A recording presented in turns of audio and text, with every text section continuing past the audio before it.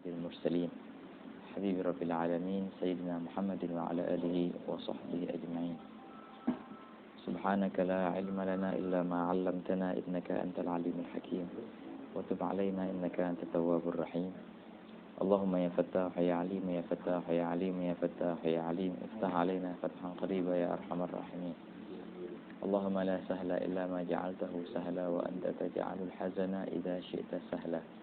اللهم سهل لنا حفظ العلوم وهب لنا واسعة الفهوم بجاه نبيك المعصوم صلى الله عليه وسلم.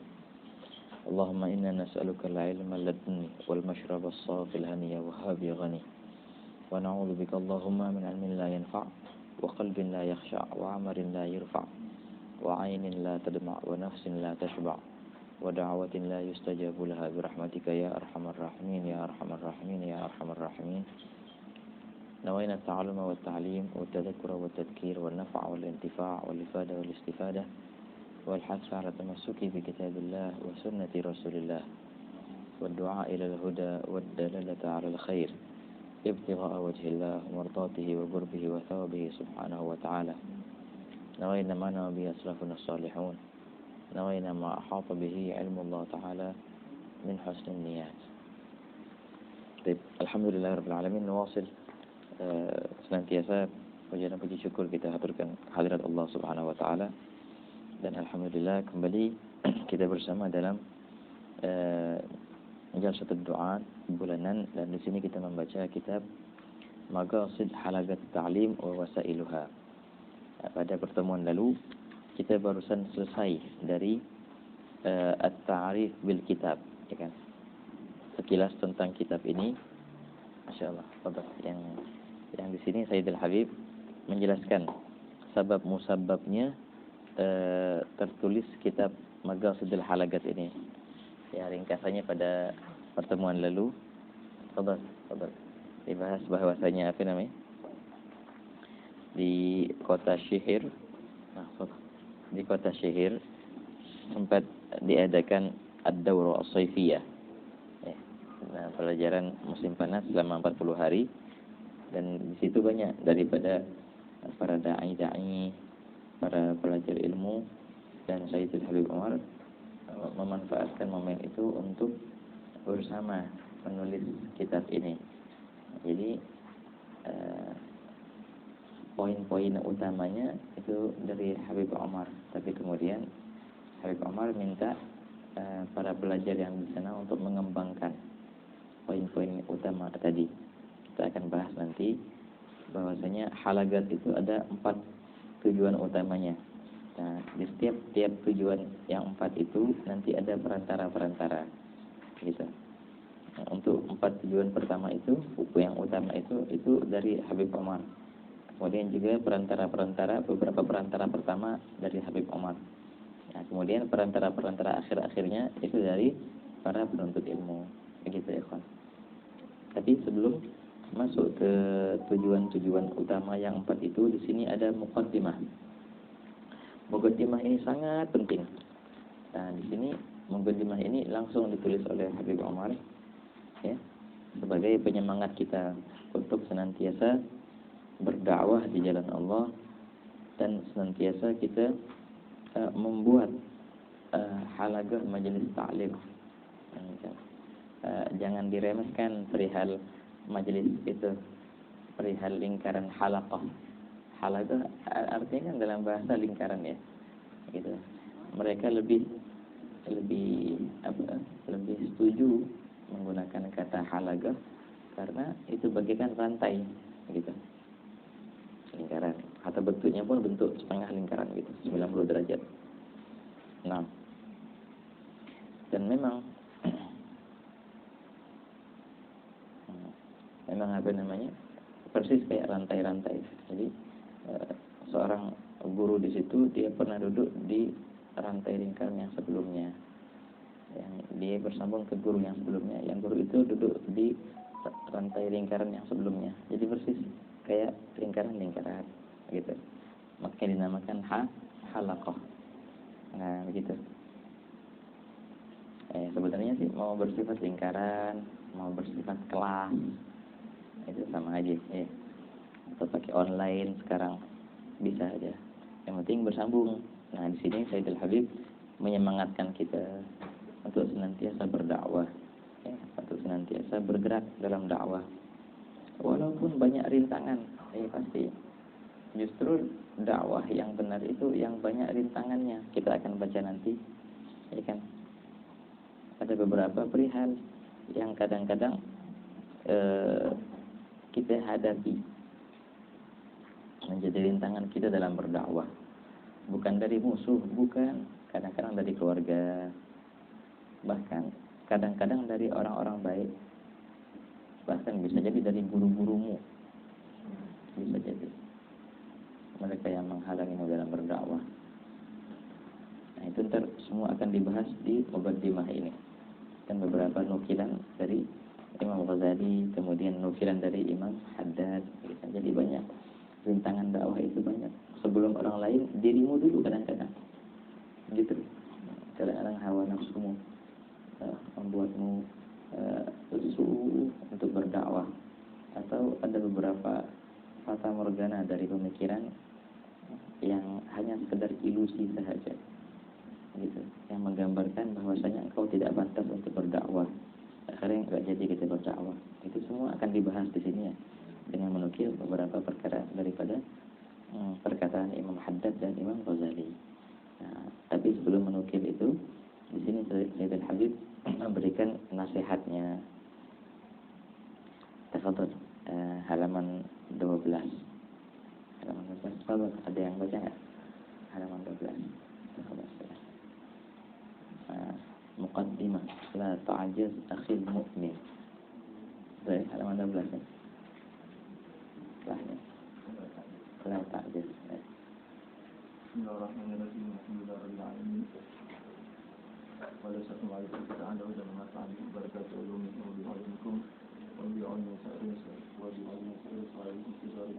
Amin. Radhiyallahu wa radhiyallahu la ta'jaz ya akhil mu'min wa la taqsal 'an al-sa'i bi ahdi harakat at-ta'lim wal atfal wal shabab wal kibar fi madinatik aw qaryatik.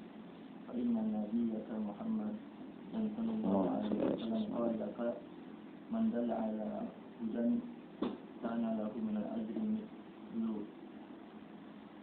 مثل أجور من تبعه لا ينقص ذلك من أجورهم شيئا. وقال بلغوا عني ولو آية. وقال إن الله وملائكته وأهل السماوات وأهل الأرض حتى النمل لا في حجرها وحتى الحوت في البحر ويصلون على معلم الناس الخير. رواه الترمذي. وقال حسن صحيح. وقال فوالله لأن يهدي الله بك رجلا واحدا خير لك من حمر النعم. رواه البخاري ومسلم عن علي رضي الله عنه وكرم الله وجهه. وإن ربك جل جلاله يقول فلولا نفر من كل فرقة منهم طائفة يتفقهون في الدين ولينذروا قومهم إذا رجعوا إليهم لعلهم يحذرون. طيب، بسم الله. قال المصنف حفظه الله تعالى ورعاه وكرمه بنا، قال لا تعجز أخي المؤمن ولا تكسل. La ta'jaz, jangan engkau ajiz, itu artinya tidak mampu ya. Jangan engkau mengira bahwasanya dirimu tidak mampu, itu artinya. Wahai saudaraku yang mukmin, wala taksal, dan jangan engkau malas. Dari apa? Anis sa'i, untuk as-sa'i. As-sa'i itu sebenarnya sa'aya arti berjalan. Tapi di sini artinya berusaha. Berusaha. Jangan mengira engkau tidak bisa berusaha, engkau pasti bisa. Dan jangan juga malas untuk berusaha. Berusaha untuk apa? Li'agdi halagatit ta'lim. Li'agdi, untuk membuat. Agada ya'gidu sebenarnya mengikat. Mengikat lingkaran. Maksudnya membuat lingkaran ta'lim, membuat majelis ta'lim, membuat halaga. gitu. Nah, jangan lesu untuk itu, semangatlah. Aku belum bisa, saya yang bilang, nah, itu pasti bisa. Jangan mengira dirimu nggak bisa. Gitu. Buatlah halaqatut ta'lim, baik pun lil atfal, untuk anak-anak kecil, gitu. Wasyabab, dan untuk pemuda, wal kibar, dan untuk orang tua. Semuanya menjadi sasaran kita, gitu. Bukan cuma majelis buat orang tua aja, enggak. Anak-anak muda juga itu adalah sasaranmu. Anak kecil juga pun itu sasaranmu. Mulai dari TK, TPA, begitu. Anak SD juga tuh, yang banyak anak SMP, SMA, anak kuliahan, itu sasaranmu semua. Dan juga orang tua juga. Bahkan semuanya menjadi sasaran dakwahmu. Wahakala. Dulu apa? Kita lihat dan diceritain sama teman-teman yang merintis dulu di MR, ya kan. Habib Mundir, ketika beliau mulai membuat majelis-majelis, yang jadi sasaran utamanya pemuda, ya kan, pemuda jalanan. Sama beliau diundangin, beliau ke jalan-jalanan gitu, bahkan dibuatin undangan gitu, untuk hadir majelis. Beliau ke jalan-jalanan gitu, ngasihin undangan itu ke orang-orang yang lagi nongkrong gitu. Begitu caranya berdakwah, ya. Bukan menunggu, tapi hanya menjemput. Gitu. Kalau kau menunggu, ya nggak tahu bakal ada yang datang atau enggak. Tapi harus engkau menjemput dakwah itu, mengundang mereka ke majelismu, gitu. Siapapun itu, pemuda-pemuda, orang tua, tokoh masyarakat, undanglah mereka ke majelismu, gitu. Fi madinatik, di kotamu, au qaryatik, atau desamu, dimanapun engkau berada, senantiasa membawa misi dakwah, gitu. Lagi pulang kampung di desa, sebulan 2 bulan lagi mudik, tetap misi dakwah itu ada. Ya, lagi Ramadanan, pulang kampung kemana ya contohnya? Buat perkumpulan. Nggak harus perkumpulan serius, nggak harus buka bersama bareng contohnya, atau perkumpulan ngobrol-ngobrol biasa, ngopi. Tapi di situ daripada ngobrolnya nggak jelas, mending baca kitab contohnya, gitu. Atau nggak apa-apa, nggak pakai baca kitab, tapi dengar cerita-cerita kaum sholihin contohnya, gitu. Atau membahas perihal fardu ain, bisa juga. Atau kau di kota, sekarang di kotamu juga, andil dalam dakwah di kotamu itu, dengan membuat majelis ataupun meramaikan majelis yang ada. Itu penting juga, ya kan. Kadang-kadang dibahas kok di sini. Kadang-kadang kita salah langkah mungkin dikatakan ya. Sebenarnya kan intinya itu dakwah, syiar Islam. Tidak harus membuat bendera baru. Nimbrung ke bendera yang sudah ada itu kadang-kadang lebih utama, meramaikan apa yang ada, begitu. Nah, justru itu adalah langkah pertamamu dalam berdakwah. Ramaikan apa yang ada, dukung apa yang ada. Ketika para sepuh melihatmu andil di majelis mereka, ya, mereka akan mendorongmu, mereka akan mensupportmu, mereka akan mengarahkanmu untuk membuat majelis-majelis yang baru. Tapi kalau seandainya orang dakwah langsung buat majelis sendiri, itu semestinya yang sepuh-sepuh, yang semestinya mereka menjadi pendukungmu, akhirnya mereka merasa tersaingi dengan adanya engkau sekarang. Salah langkah. Yang sebenarnya dalam dakwah itu nggak ada kalimat saingan, nggak ada sama sekali. Hanya mereka orang yang tidak paham dakwah, mereka merasa tersaingi. Berarti nggak paham itu artinya dakwah itu apa. Kalau seandainya ente sudah sepuh, nanti ada anak muda yang buat majelis gede-gedean dengan merasa tersaingi, justru engkau semestinya senang dengan adanya orang yang berdakwah baru datang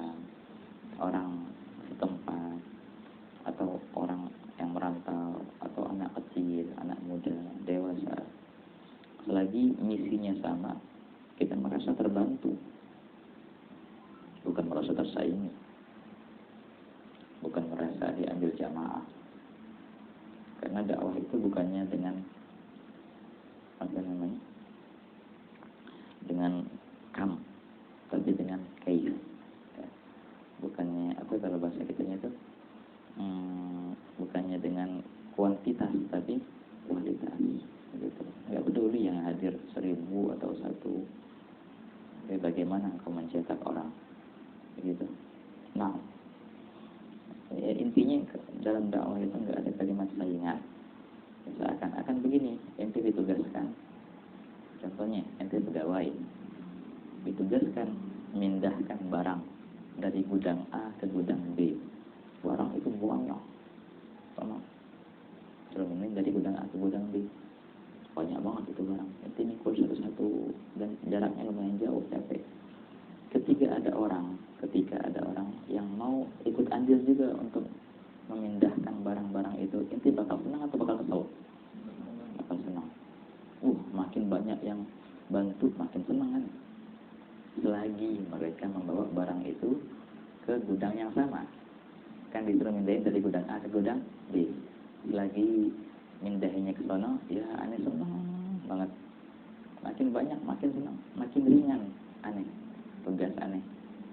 Lain hal kalau dia curi barang itu, dibawa ke gudang yang lain atau dibawa ke rumahnya, itu baru aneh bisa kesal. Diperkenankan aku untuk menegurnya. Jangan, bukan sana untuk tujuannya, kesini tujuannya. Dan begitu pula dakwah, beban yang besar. Gak akan cukup dakwah dengan satu majelis atau satu lembaga. Makin banyak buat lembaga-lembaga, makin banyak buat majelis-majelis, makin banyak syiar-syiar, makin senang kita, makin ringan tugas kita. Selagi tujuannya sama, menghantarkan orang ke jalan Allah. Kan? Tapi kalau seandainya ada orang yang buat kayak gitu, tapi targetnya lain, menghantarkan orang bukan ke jalan Allah. Nah baru nih kita baru boleh diperkenankan untuk negor. Gitu. Jangan ke sono. Soalnya bekas gudang C, bekas gudang B. Tugas kita disuruh nganterin ke gudang yang B. Kalau orang itu ngambil barang-barang mau dibawa ke rumahnya atau ke gudang yang lain, silakan kau tegur baru. Nah begitu ya. Selagi targetnya sama, syiar dan targetnya sama, menyampaikan dakwah ini, ya mestinya kita senang kok dengan para pendakwah. Jadi gitu sikapnya ya. Bila mana engkau junior, maka jangan lupa untuk mulai dari arahan para senior yang ada di daerahmu. Biar mereka yang mengarahkanmu. Kalau seandainya engkau mulai dengan itu, mereka akan menjadi pendukungmu ketika engkau diserang oleh orang lain. Mereka yang akan menjadi tameng-tamengmu dalam berdakwah. Tapi kalau seandainya engkau sudah memulai membuat bendera dulu tanpa rekomendasi mereka, bahaya. Mereka akan menyerangmu. Yang semestinya mereka perisaimu, akhirnya mereka menyerangmu. Begitu. Itu targetnya ya Pak. Tapi kalau seandainya engkau sudah menjadi senior, jangan merasa tersaingi dengan siapapun, dengan junior atau dengan siapapun. Karena misi dakwah itu satu. Jelas, insyaallah ya. Poinnya jelas, insyaallah. Nah ini kata Habib Umar. Jangan engkau merasa engkau tak mampu, enggak, engkau mampu.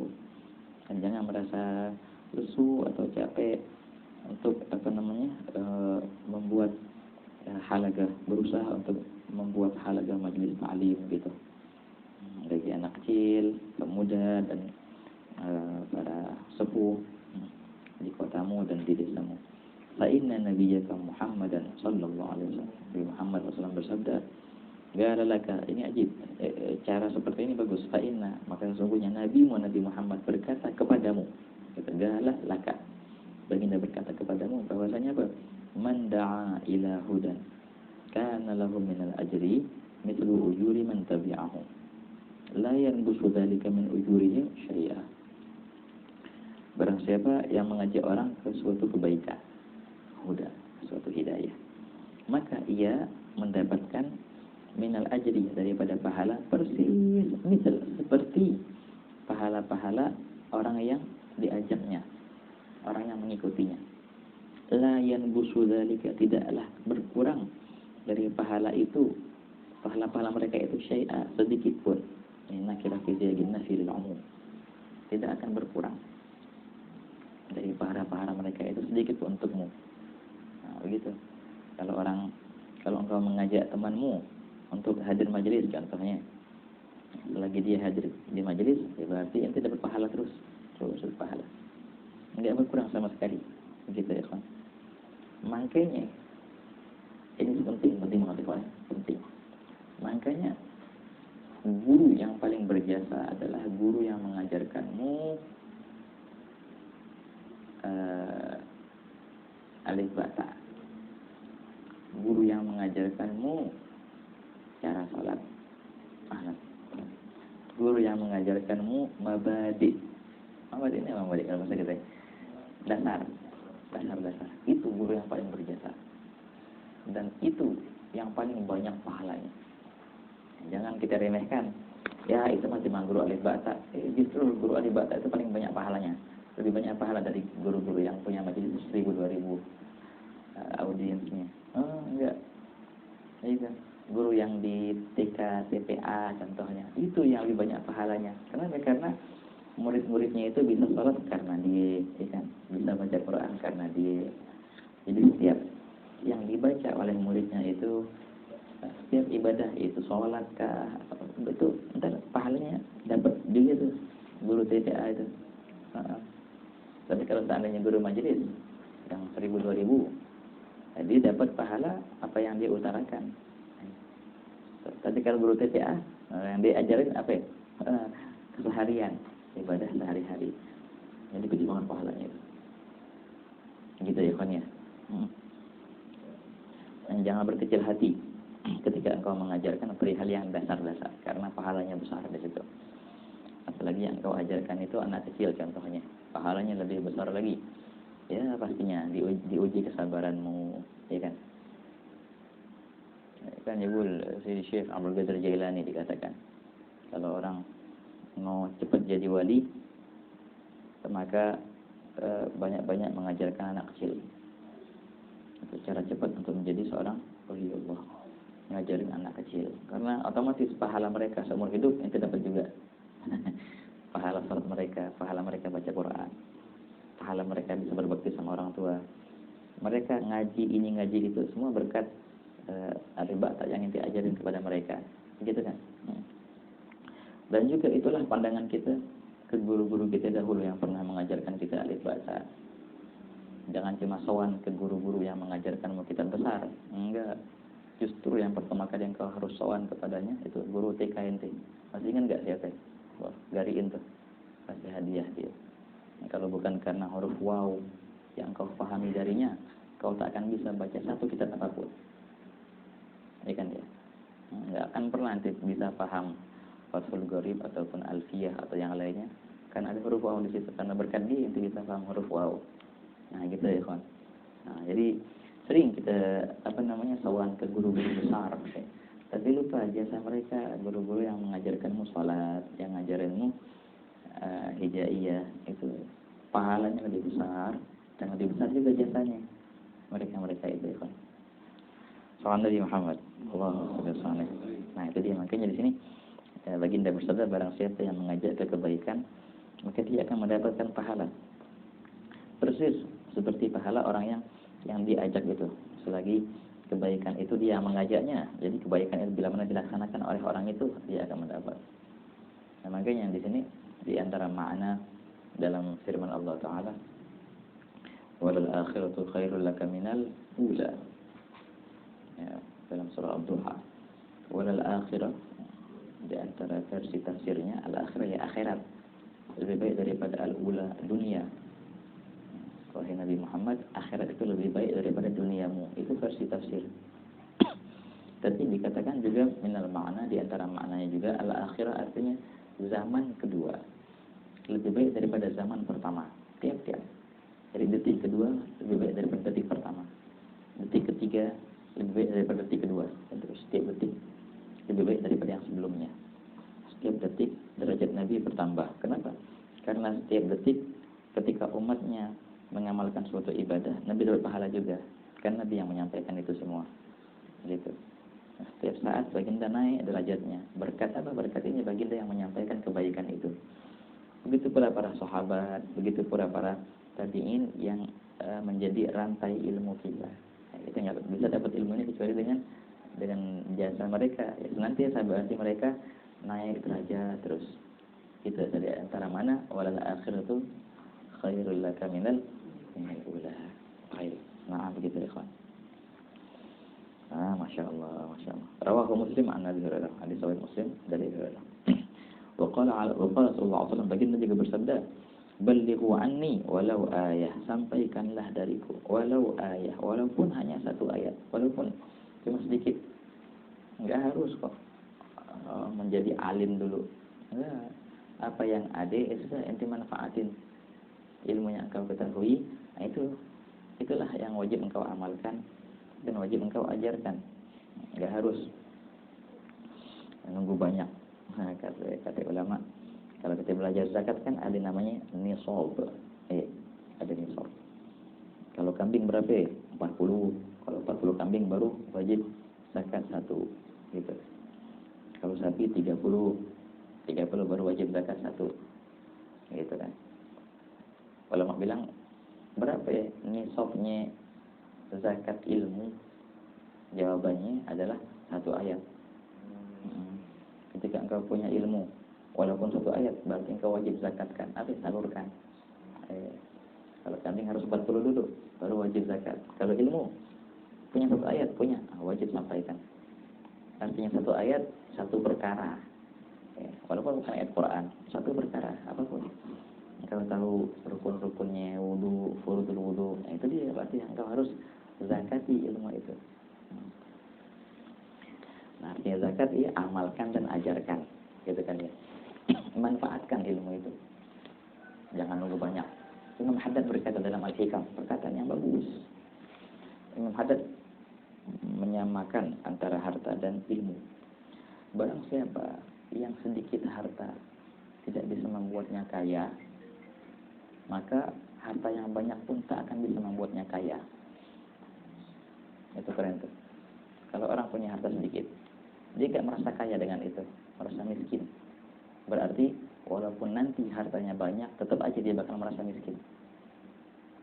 Seandainya orang itu merasa berkecukupan dengan apa yang ada, nah ini kaya gitu. Jadi tadi barang siapa yang tidak merasa kaya dengan harta yang sedikit, maka dia tidak akan merasa kaya walaupun dengan harta yang banyak. Sama juga barang siapa yang tidak memanfaatkan ilmunya yang sedikit, maka pasti dia akan tidak bisa memanfaatkan ilmunya yang banyak nantinya. Gitu. Jadi dimulai dari sedikit, yang ada itu manfaatkan, yang ada amalkan, yang ada itu ajarkan. Nah, begitu ya, Bang. Juga sama harta. Harus gona'ah. Kalau orang yang serakah, yang rakus, dia merasa kekurangan terus. Tidak punya gona'ah. Karena dilihat hartanya dikit. Emang bisa menghilangkan sifat rakus itu kalau hartanya banyak? Tidak bisa. Walaupun dia punya sedunia emas, tetap dia nyari lagi dunia yang lain. Karena sifat itu tamak masih ada. Yang baginda bersabda dalam hadis, "Law kana libni Adam wadiyani min dhahab labtagha ilaiha sadiq."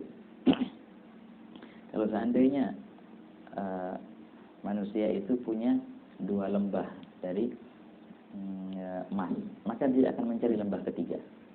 Dan terus seperti itu. Nah, sampai kapan? Wala yamla'u jawfa bani Adam illa turab. Dan tidaklah bisa memuaskan perut anak Adam itu melainkan tanah. Nanti pas mati baru kelar.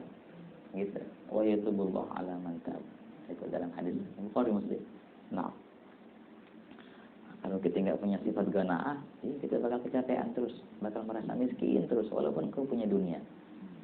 Tapi kalau kau sudah punya gana'ah, sifat merasa kecukupan, itu engkau sudah kaya sekarang. Walaupun nggak punya apa-apa, tapi cukup engkau punya gana'ah itu. Al-gana'ah kanzun la yasna. Sifat gana'ah itu bagikan harta karun yang tiada habisnya. Begitu ya, Pak. Baginda bersabda dalam hadis yang ma'ruf, barang siapa yang pada pagi hari dalam naungan, dalam teduhan. Kemudian dia ada yang mau dimakan untuk hari ini, gitu. Dalam kesehatan afiat badan, gitu. Maka sungguh sebenarnya telah digiring semua dunia untuknya. Udah, masya Allah, udah kaya banget, punya teduhan, gitu.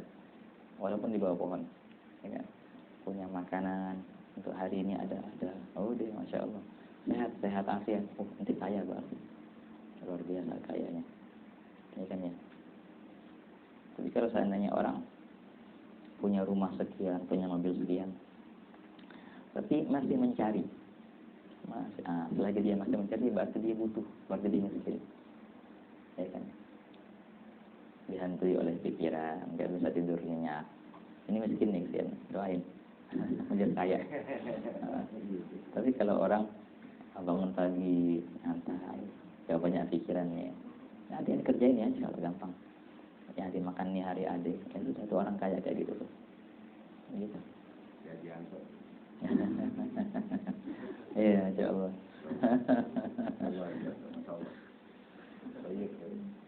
Dulu sebagian ulama tadi bayangin nanti, masya Allah bagus.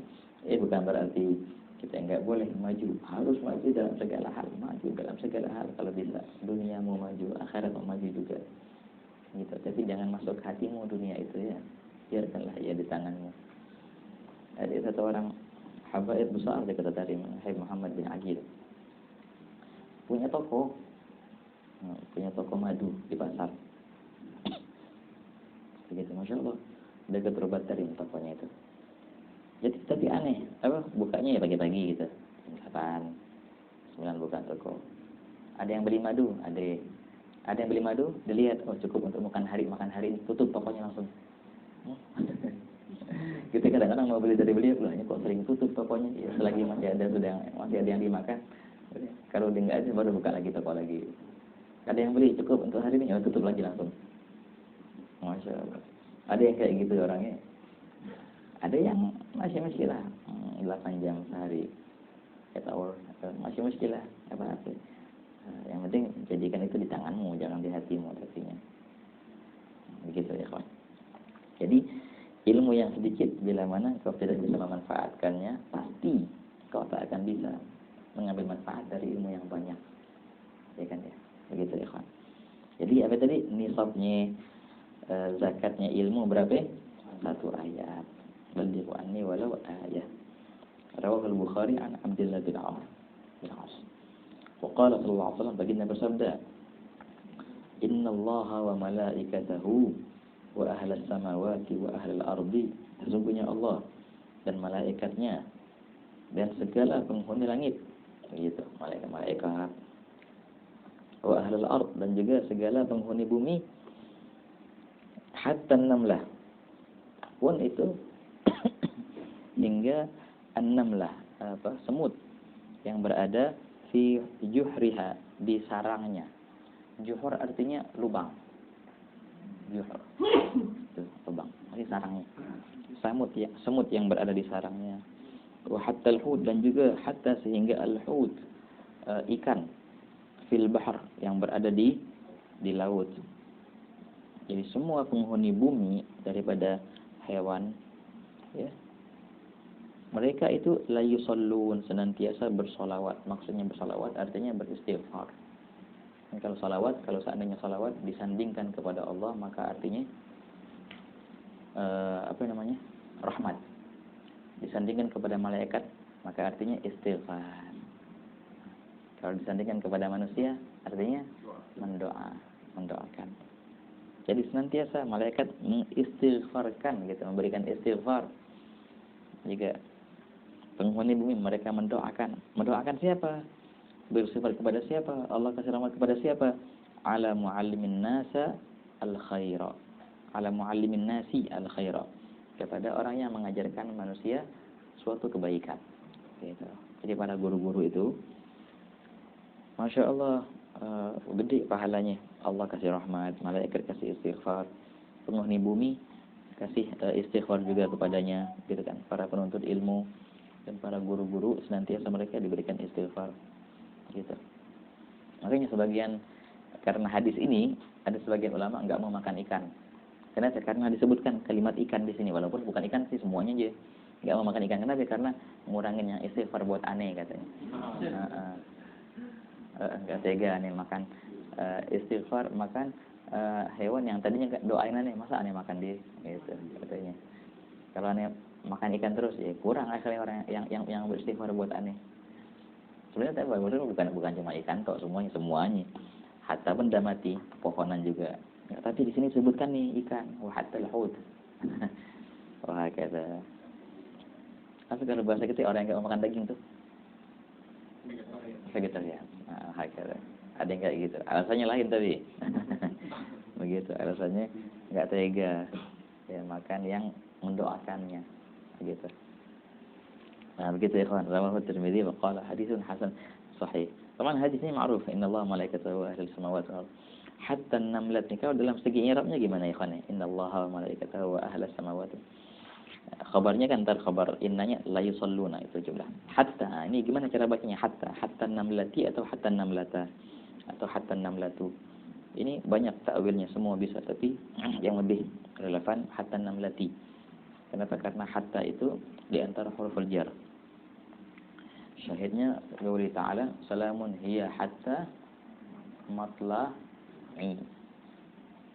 Salamun hiya hatta matla'i, berarti hatta di antara huruful jar yang menjarkan isim yang setelahnya. Dalam nahwu ini perihal besar pembahasan hatta ini, karena hatta itu adalah suatu huruf yang dia masuk ke isim dan dia beramal, membuat isim itu menjadi jar seperti ini, hatta matla'i. Dan dia masuk ke fi'il, betul, dan membuat fi'il itu menjadi nasab.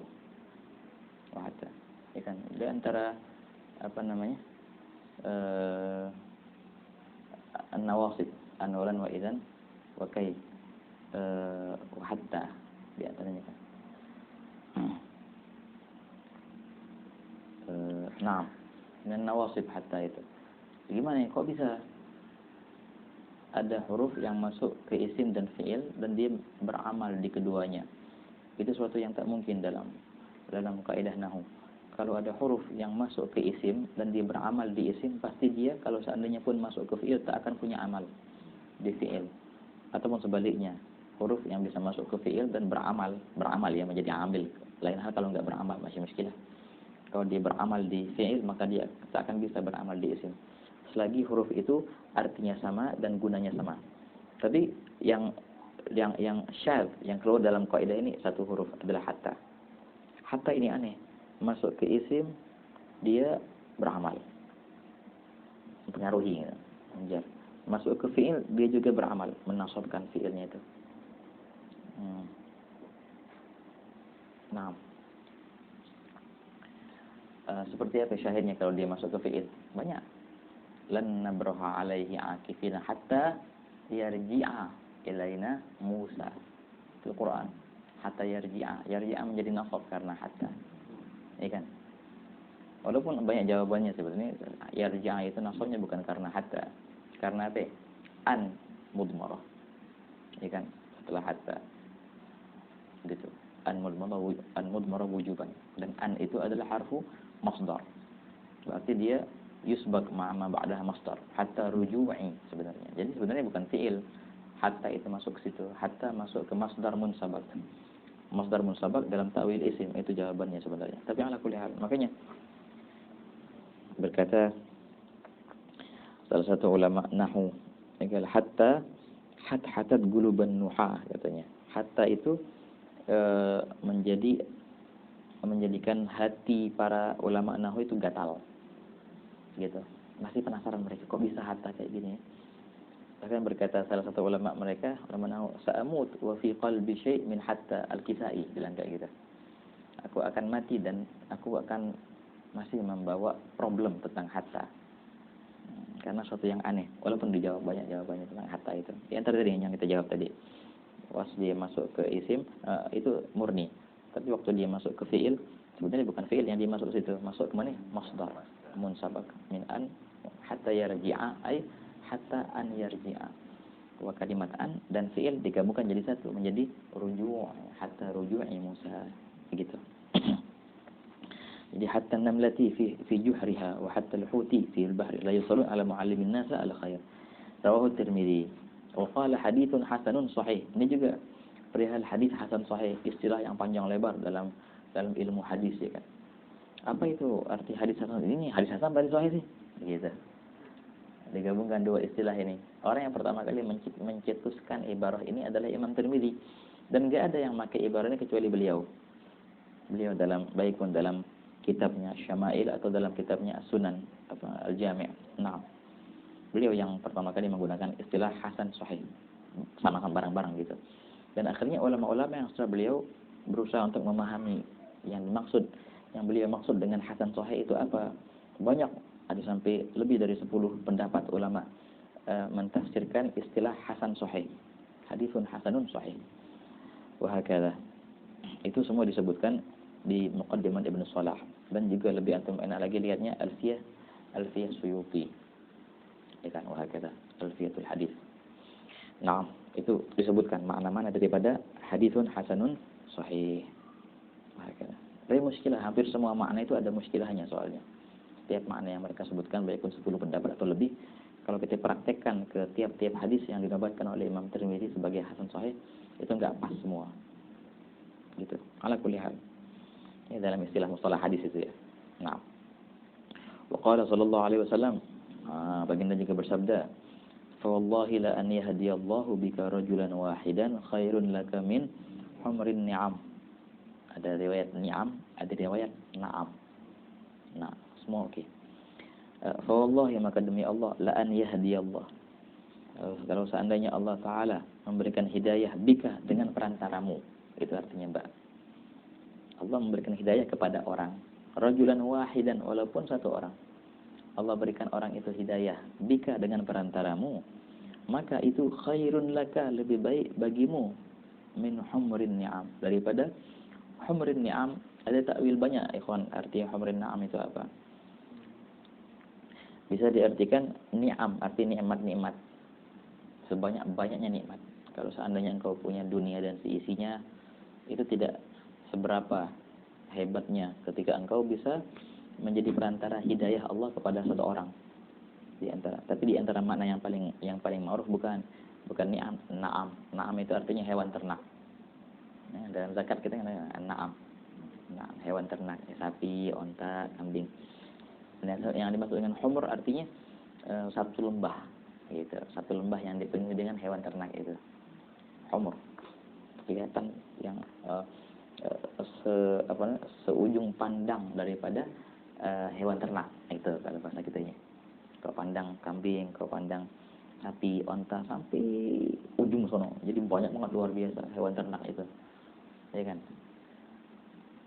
Dulu kan bahasanya gitu, nggak ada mobil. Nah, jadi bahasanya hewan ternak. Satu onta, satu mobil. Gitu. Kalau ente punya showroom mobil nih, gede luar biasa, dari ujung ke ujung, mobil punya ente semua.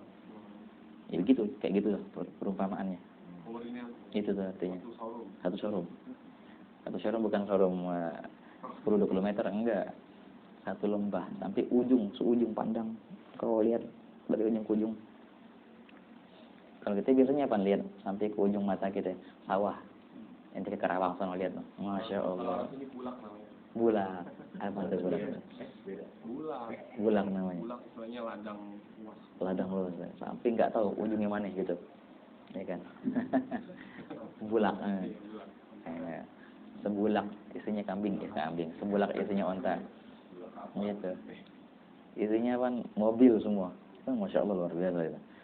Nah, tapi itu kalah dengan apa namanya? Dengan bila mana Allah mempergunakanmu untuk menyalurkan hidayahnya kepada satu orang. Itu lebih mulia daripada itu semua. Makanya ini hadis banyak ibrahnya ikhwan, banyak hikmahnya ini hadis. Kenapa? Karena hadis ini coba tengok, Rawahul Bukhari Muslim, Ana Ali radhiyallahu anhu karamallahu wajhah. Dari Sayyidina Ali. Ini yang meriwayatkan nih hadis Sayyidina Ali. Kenapa begini? Karena antum bayangkan ya, jadi Nabi SAW mengutarakan hadis ini ketika kapan? Ketika dalam perperangan. Itu dalam perang Khandaq. Bukan Khandaq, dalam perang Khaybar. Nah, dalam perang Khaybar, Sayyidina Ali yang dicari Rasulullah. Panjang lebar ceritanya kan, akhirnya Nabi SAW memberikan imamah, memberikan imamah kepada Sayyidina Ali. Dan apa namanya, Nabi SAW menyuruh Sayyidina Ali untuk maju dan jangan engkau menoleh. Imdi wal taltafit, maju jangan engkau menoleh. Bismillah, Sayyidina Ali maju. Sekian langkah kemudian dipanggil oleh Rasulullah, ya Ali. Nah gimana, diuji sama Rasulullah. Kan disuruh maju tanpa menoleh. Dipanggil sama Rasulullah, noleh enggak? Sayyidina Ali berhenti. Marhaba ya Rasulullah, tapi enggak menoleh ke belakang. Berarti benar, langsung maju. Diuji oleh Nabi SAW. Anda bayangin, jadi itu Nabi SAW memberikan kata-kata ini ketika berjihad. Jihad itu apa? Bunuh-bunuhan. Iya. Membunuh orang kafir. Tapi ketika Sayyidina Ali diberikan misi untuk membunuh orang kafir, Nabi bilang, misimu bukan membunuh. Misimu itu menyalurkan hidayah. Dan perang adalah salah satu wasilah, perantara, dan bukan target. Begitu. Nah, ketika Nabi SAW menyuruh Sayyidina Ali, bunuh mereka, jihad. Enggak. Nih, demi Allah, satu orang yang bisa dapat hidayat dengan perantaramu itu lebih baik daripada humurun ni'am. Jadi Nabi SAW mengutus Sayyidina Ali bukan berdakwah kemana gitu, enggak, untuk perang. Dan ketika perang, Sayyidina Ali diberikan wasiat ini dari Nabi SAW untuk sadar bahwasanya perperangan itu bukanlah suatu target, hanya sebagai wasilah saja. Target yang sebenarnya adalah menyampaikan hidayah. Wah, gitu. Nah, begitu ikhwan. Ini luar biasa hadis ini, Bang. Targetnya menyampaikan hidayah, betul. Menyampaikan kebaikan, mendekatkan orang kepada Allah dengan cara apapun. Di antara cara diam, di antara cara mengayomi, itu di antara cara, dan di antara cara tegas. Ya, tergantung situasi dan kondisi, tergantung orang bagaimana. Nggak bisa gitu pukul rata, harus begini semua, nggak bisa. Ada orang harus pakai lembut, ada orang harus ditegasin, gitu kan. Itu namanya fiqh dakwah, pemahaman konsep dakwah. Kapan kita menggunakan metode keras, kapan kita menggunakan metode lembut. Yang intinya adalah target itu bukannya kekerasan itu atau kelembutan itu, targetnya adalah menyalurkan hidayah. Begitu. Wa inna rabbaka jalla jalaluhu, dan sungguhnya Allah Ta'ala Tuhanmu jalla jalaluhu berfirman, falawla nafara min kulli firqatin minhum ta'ifatul liyatafaqahu fid din. Wa hakala. Nafara artinya berpergian. Nafir, musafir. Kulli firqah, dari tiap-tiap kelompok dari mereka ada ta'ifatun, ini fa'il daripada nafara. Kelompok kecil daripada mereka itu pergi untuk liyatafaqahu fid din, untuk mengambil pemahaman dalam agama, belajar artinya. Untuk apa? Waliyunziru qaumahum idza raja'u ilaihim, dan mereka akan memberikan peringatan gitu. Apa namanya? Pelajaran ilmu kepada kaumnya mereka nanti bila mana mereka telah pulang kepada kaumnya itu. La'allahum yahlarun, semoga mereka kaumnya itu bisa memahami, bisa berhati-hati, bisa meninggalkan larangan. Ini ayat ini sering kita dengar keutamaan orang yang menuntut ilmu, ya kan? Belajar mondok jauh-jauh contohnya. Itu nafaro, ayat nafaro kan. Biar apa? Biar jadi alim. Habis itu kemana? Ya pulang ke rumah, pulang ke negaranya untuk berdakwah. Itu aja. Jadi menuntut ilmu pun adalah suatu wasilah untuk berdakwah. Gitu, suatu wasilah untuk engkau bisa menyampaikan hidayahnya Allah kepada makhluknya dengan cara kita menuntut ilmu. Begitu ya ikhwan. La ilaha illallah. Nah, inilah beberapa hadis yang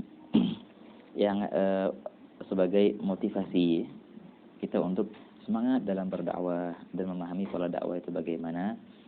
Nah, ntar di alinea setelahnya Sayyidul Habib mulai nih ngasih wasiat-wasiat. Pertama, ahsin niyataka, akhlis fi qasdika, ista'in billah, tawadhu' tadallal. Nah, gitu. Ahsin silataka bisulaha baladik. Wala yusab, ini ntar yang bakal dibahas nanti di alinea kedua, itu penting banget ikhwan.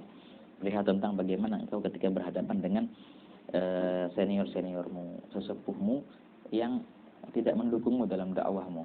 Ntar bakal dibahas oleh Habib di alinea kedua.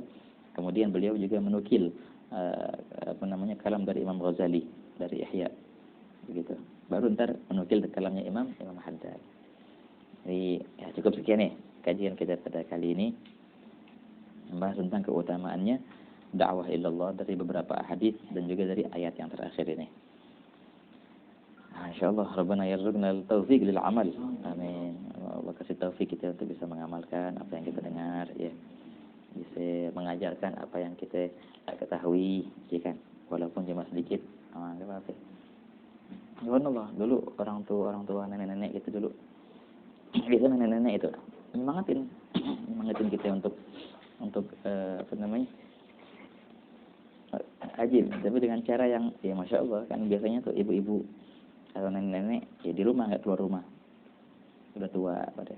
Jadi pas kita hadir majelis taklim gitu, pulang dari majelis salaman, ditanyain tadi apa tuh yang ada di majelis, denger apa, sampein, ceritain ke nenek.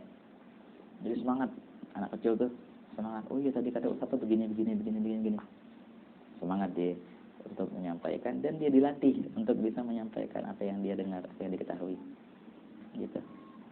Kalau bisa kayak gitu ya, kalau antum bawa anak antum ke majelis kemana gitu, pas pulang ke rumah suruh istri nanyain nih bocah, tadi apa yang didengar sama Ustadz, pengen tahu dong, gitu. Ibu pengen tahu apa yang terdengar tuh, gimana sih anak itu, paham gak dia apa yang kita dengar. Kalau ada salah paham itu benerin pemahamannya. Dan terus kayak gitu semangatin dia untuk jadi kali kedua ntar pas dia datang ke majelis gitu, semangat dia. Akhirnya bukannya ujian, bukan. Si anak diuji pas pulang diuji, bukan. Jadi si ibu tuh ceritanya pengen tahu apa sih yang ada di majelis itu tadi, gitu. Nah gitu ya. Ya, wallahu a'lam bis.